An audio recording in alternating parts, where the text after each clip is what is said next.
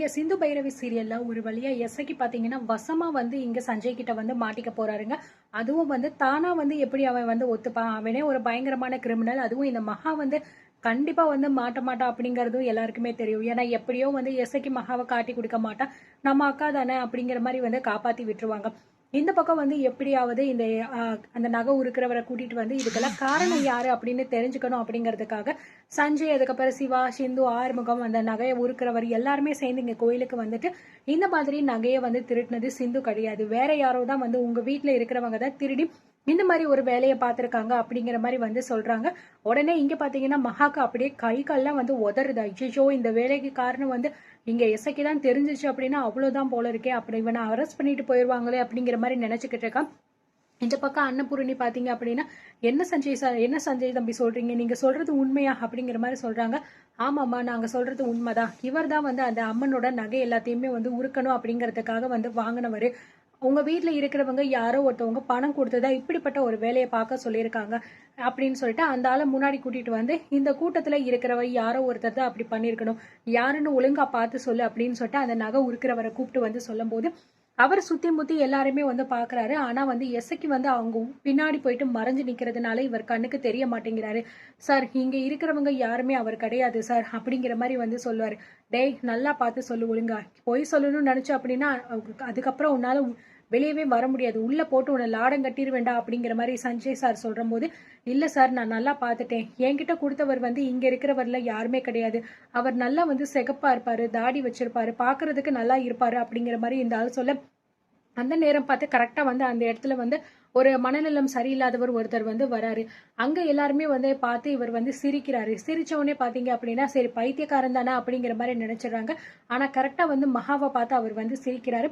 நீங்க மகாவுக்கு பாத்தீங்கன்னா ஒரு மாதிரி பயமா இருக்கா, கரெக்டா வந்து அதை கண்டுபிடிச்சு என்ன பயப்படுறியா அப்படிங்கிற மாதிரி கேக்குறாரு. இதை கேட்டுட்டு எல்லாருமே வந்து ஷாக் ஆகுறாங்க.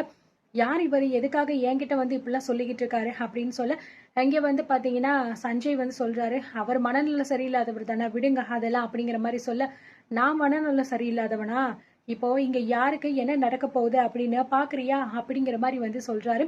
அன்னபூரணிக்கு ஒண்ணுமே புரியல.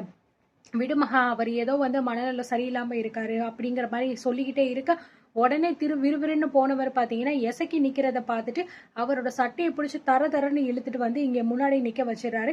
அதை பார்த்துட்டு இந்த நகை உருக்கிறவர் வந்து, சார் இவர் தான் சார், இவர் தான் சார் என்கிட்ட காசு கொடுத்து இந்த நகையெல்லாம் வந்து உருக்குன்னு சொல்லி சொன்னது அப்படிங்கிற மாதிரி சொல்ல, அதை கேட்டு எல்லாருமே பயங்கரமா வந்து ஷாக் ஆகுறாங்க. எசக்கியா இப்படிப்பட்ட ஒரு வேலையை பார்த்தது அப்படின்னு சொல்லிட்டு, என்னடா சொல்ற, நீ சொல்றது உண்மையா, இந்த ஆளு தான் உன்கிட்ட இப்படி பண்ண சொன்னதா அப்படின்னு சொல்லிட்டு சஞ்சய் கேட்க, ஆமா சார், இவர் தான் எனக்கு நல்லா தெரியும், இவரோட மூஞ்சி எனக்கு நல்லா ஞாபகம் இருக்கு, இவர் பேரு ஆனா போன் நம்பர்லாம் எனக்கு எதுவுமே தெரியாது, இவர் நேர்ல வந்துட்டு 1,00,000 என்கிட்ட காசு கொடுத்து இந்த நகையெல்லாம் உடனே உரிக்கிறீங்க அப்படிங்கிற மாதிரி சொல்லிதான் இந்த அம்மன் நகையெல்லாம் என்கிட்ட கொடுத்துட்டு போனார் சார் அப்படின்னு சொல்லிட்டு சொல்ல, மாட்டினான்டா மவனே அப்படிங்கிற மாதிரி இங்க பாத்தீங்கன்னா எசக்கி வந்து திருன்னு அப்படியே பயத்துல முழிச்சுக்கிட்டு இருக்க. மகாவுக்கு என்ன சொல்றது அப்படின்னே தெரியல. ஐயோ, இவன் வேற மாட்டிட்டானே அப்படிங்கிற பயமும் இன்னொரு பக்கம் அவங்களுக்கு வந்து இருக்கு. எங்க எசக்கி வந்து ஒருவேளை தன்னை காட்டி கொடுத்துருவானோ அப்படிங்கிற ஒரு பக்கம் வந்து பயம் பாத்தீங்கன்னா மகாவுக்கு இருக்கு. எசக்கி கேட்கிறாரு, இவன் சொல்றதெல்லாம் உண்மையா, அந்த நகையெல்லாம் நீ தான் வந்து கொண்டு வந்து இந்த ஆள்கிட்ட கொடுத்து அதெல்லாம் உருக்க சொன்னியா, எதுக்காக இப்படி எல்லாம் சொன்ன, இதை நீ மட்டும் பண்றியா இல்ல உன் பின்னாடி வேற யாராவது இருக்காங்களா, ஒழுங்கா உண்மையை சொல்லு அப்படிங்கிற மாதிரி சொல்ல, இவன் இசைக்கு பாத்தீங்கன்னா உடனே வந்து மகாவை வந்து பார்க்கும்போது மகா வந்து பயத்துல வந்து தயவு செஞ்சு மட்டும் சொல்லிடாத இசைக்கி அப்படிங்கிற மாதிரி சொல்றாங்க. உடனே வந்து எப்படியாவது தான் அக்காவை காப்பாத்தி தானே ஆகணும் அப்படிங்கிறதுக்காக இந்த இசைக்கியும், இல்ல சார், இதை நான் தான் வந்து பண்ணேன், சிந்துவை வந்து இந்த வீட்டுல வச்சிருக்கிறதுக்கு எங்களுக்கு வந்து பிடிக்கல, அவ எப்படியாவது இந்த வீட்டை விட்டு போயிடணும், அப்போ இந்த பழி அவன் மேல விழுந்துச்சு அப்படின்னா கண்டிப்பா வந்து அன்னபூர்ணியாத்தா அவளை வெளியே அனுப்பிடுவாங்க அப்படிங்கிறதுக்காக தான் நான் இப்படி பண்ணேன், இதுக்கும் வேற யாருக்கும் எந்த சம்மந்தமும் கிடையாது அப்படிங்கிற மாதிரி வந்து சொல்லிடுறாங்க.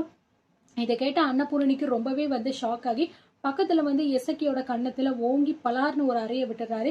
சி, எப்படிப்பட்ட குடும்பத்துல இருந்துட்டு இப்பேற்பட்ட ஒரு வேலையை பாக்குறதுக்கு உனக்கு மனசு வந்துச்சு, அம்மனோட நகையை திருடி நீ இப்படி ஒரு வேலை பார்த்திருக்கா, உனக்கு கொஞ்சம் கூட அசிங்கமா இல்ல அப்படிங்கிற மாதிரி வந்து இங்க வந்து கேட்க, உடனே மகா வந்து, அக்கா என்னக்கா ஏன்கா இப்படி பண்றீங்க அப்படின்னு கேட்க, போதும் மகா நிறுத்து, என்ன உன் தம்பிக்கு இப்ப நீ சப்போர்ட் பண்ணிட்டு வர போறியா, என்னதான் இருந்தாலும் அவன் இப்படிப்பட்ட ஒரு தப்பு பண்ணிருக்கவே கூடாது அப்படிங்கிற மாதிரி சொல்ல, அக்கா அது வந்து சஞ்சய், நீங்க என்ன பண்ணணுமோ அதை தாராளமா பண்ணுங்க அப்படின்னு இங்க வந்து அப்போ வந்து இந்த மகா பார்த்தீங்கன்னா எசக்கியை எப்படியாவது காப்பாற்றியே ஆகணும் அப்படிங்கிறதுக்காக அன்னபூரணி கிட்ட வந்து பேச போறாங்க.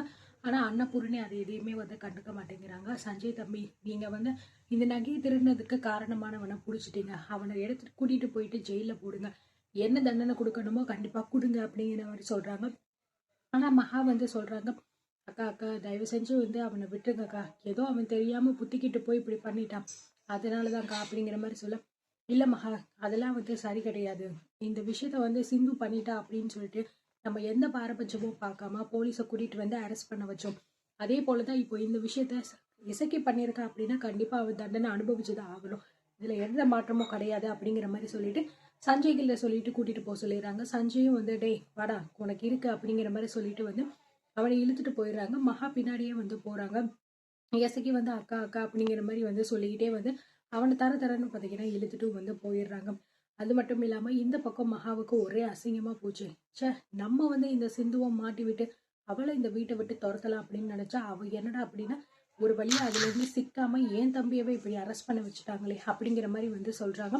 அப்போ வந்து பாத்தீங்கன்னா போலீஸ் கூட்டிட்டு போயிட்டு இருக்கும்போது உடனே காயத்ரி வந்து இசைக்கு பக்கத்துல வந்துட்டு இதுக்கப்புறமா வந்து உனக்கும் எனக்கும் எந்த சம்மந்தமும் கிடையாது, நீ எங்க அம்மாவை வந்து எவ்வளவு தூரம் அசிங்கப்படுத்தி அவமானப்படுத்தியிருக்க அப்படின்னு சொல்லிட்டு உனக்கு தெரியல, அதனால எங்க அம்மாவை அசிங்கப்படுத்தின உன் கூட எல்லாம் இனிமே என்னால வாழவே முடியாது, நீ ஜெயிலுக்கு போயிட்டு வந்தாலும் சரி வரலனாலும் சரி இதுக்கப்புறமும் உன் கூட என்னால வாழவே முடியாது, யார் சொன்னாலும் நான் வாழவே மாட்டேன் அப்படிங்கிற மாதிரி வந்து காயத்ரி ரொம்பவே கோவமா பேசிட்டு எசுக்கி கண்ணத்துல பலார்னு ஒரு அறையை விட்டுட்டு வந்துடுறாங்க.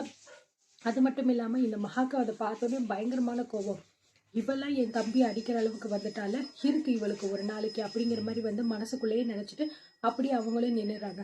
இந்த பக்கம் பாத்தீங்க அப்படின்னா அம்மனோட நகை எல்லாருமே வந்து சேர்ந்து அம்மன் கழுத்துல வந்து போட்டுடுறாங்க. ஒரு வழியா சிந்து இந்த தப்பு பண்ணல, இந்த வீட்டுல உள்ள எசக்கி தான் பண்ண அப்படிங்கிற விஷயம் தெரிஞ்சதுனால அன்னபூர்ணியை வந்து நீங்க கோயில் கமிட்டி தலைவராகவே நீங்க இருந்துக்கோங்க, அதனால ஒன்றும் கிடையாது, நாங்க தான் வந்து கொஞ்சம் அவசரப்பட்டுட்டோம், எங்களை மன்னிச்சிருங்கம்மா அப்படிங்கிற மாதிரி வந்து சொல்றாங்க. அன்னபூரணி வந்து இல்ல வேண்டாம் அப்படிங்கிற மாதிரி சொன்னாலுமே எல்லாருமே சேர்ந்து இல்லம்மா நீங்களே இருங்க அப்படிங்கிற மாதிரி வந்து கம்பல் பண்ணதுனால சரி ஓகே நானே இருந்துக்கிறேன் அப்படிங்கிற மாதிரி சொல்றாங்க. இதை வந்து பார்த்துட்டு மகாக்கு பயங்கரமா வைத்தறிச்சல், சே கொஞ்ச நேரம் விட்டுருந்தோம் அப்படின்னா நம்ம இந்த கோயிலோட கமிட்டி தலைவரா மாறி இருக்கலாம், இப்படி சொதப்பிருச்சே அப்படிங்கிற மாதிரி மனசுக்குள்ளேயே வந்து நினைச்சுக்கிட்டு இருக்காங்க. இந்த பக்கம் பாத்தீங்கன்னா சிந்துக்கு ரொம்ப அடிச்சதுனால அவளால நடக்க முடியாம ரொம்பவே கஷ்டப்பட்டுக்கிட்டு இருக்கா. சிவா வந்து இதெல்லாம் பார்த்துட்டு ரொம்பவே துடிச்சுக்கிட்டு இருக்காரு. அன்னபூரணி வந்து சிந்து கிட்ட பேசணும்னு சொல்லிட்டு வராங்க. ஆனா அவங்களுக்கு ஈகோ தடுக்குது.